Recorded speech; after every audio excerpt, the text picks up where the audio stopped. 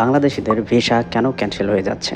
অনলাইনে দেখতেছেন তাদের ভিসাটি ক্যান্সেল দেখাচ্ছে। এর পিছনে মূলত প্রধান ৪টি কারণ রয়েছে। ১ নাম্বার হচ্ছে ছুটি নিয়ে কোম্পানির ঝামেলা। ধরেন কোম্পানি আপনাকে ১ মাসের ছুটি দিতে চাচ্ছে কিন্তু আপনি চাচ্ছেন ২ মাস।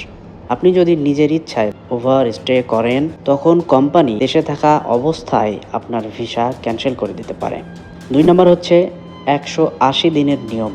তো আপনি যদি কোনো কারণ ছাড়াই একটানা ১৮০ দিন অর্থাৎ ৬ মাসের বেশি আমিরাতের বাইরে থাকেন তবে আপনার ভিসা অটোমেটিক বাতিল হয়ে যাবে।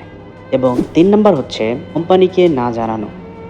কোম্পানিকে না জানিয়ে অতিরিক্ত ছুটি কাটালে বা যোগাযোগ বন্ধ রাখলে কোম্পানি আপনাকে পলাতক দেখিয়ে ভিসা ক্যান্সেল করতে পারে। ৪ নাম্বার হচ্ছে ভুয়া তথ্য বা গুজব। বৈধভাবে কাজ করলে এবং নিয়ম মেনে চললে কোনো কারণ ছাড়া ভিসা বাতিল হয় না।